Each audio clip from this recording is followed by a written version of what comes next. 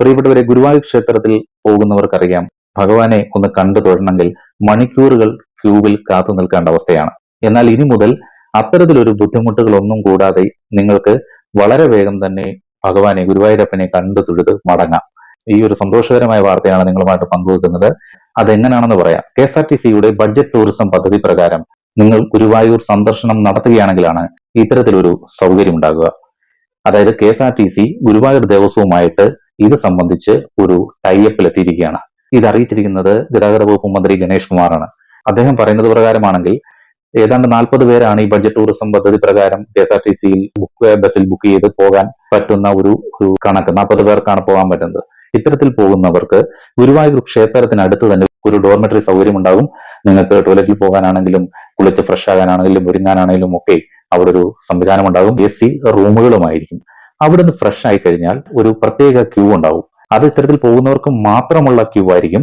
ആ ക്യൂവിൽ കൂടി നിങ്ങൾക്ക് പോയി കഴിഞ്ഞാൽ ഗുരുവായൂരപ്പനെ കണ്ടു തൊഴുതു മടങ്ങാൻ വെറും അരമണിക്കൂർ മാത്രമേ നിങ്ങൾക്ക് വേണ്ടിവരൂ.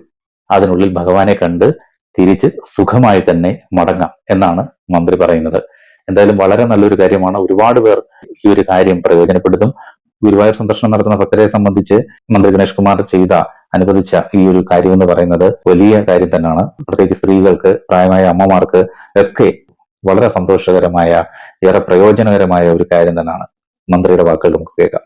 KSRTCയുമായി ഗുരുവായൂർ ദേവസ്വം ഒരു ടൈപ്പിലെത്തുകയാണ്. KSRTC ബഡ്ജറ്റ് ടൂറിസത്തിൽ പോകുന്നവരെ ഗുരുവായൂർ ക്ഷേത്രത്തിന് തൊട്ടടുത്ത് തന്നെയുള്ള ഒരു ഡോർമെട്രിയിൽ എത്തിക്കും, എയർ കണ്ടീഷൻ ഡോർമെട്രിയിൽ എത്തിക്കും. അവിടെ ടോയ്ലറ്റിൽ പോകാനും കുളിക്കാനും ഒരുങ്ങാനുള്ള സൗകര്യം കിട്ടും.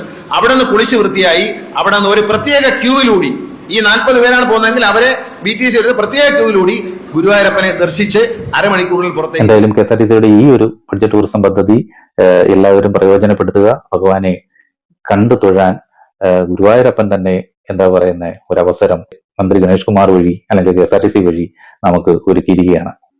അപ്പൊ അങ്ങനെ ഗുരുവായൂർക്ക് പോകാലോ.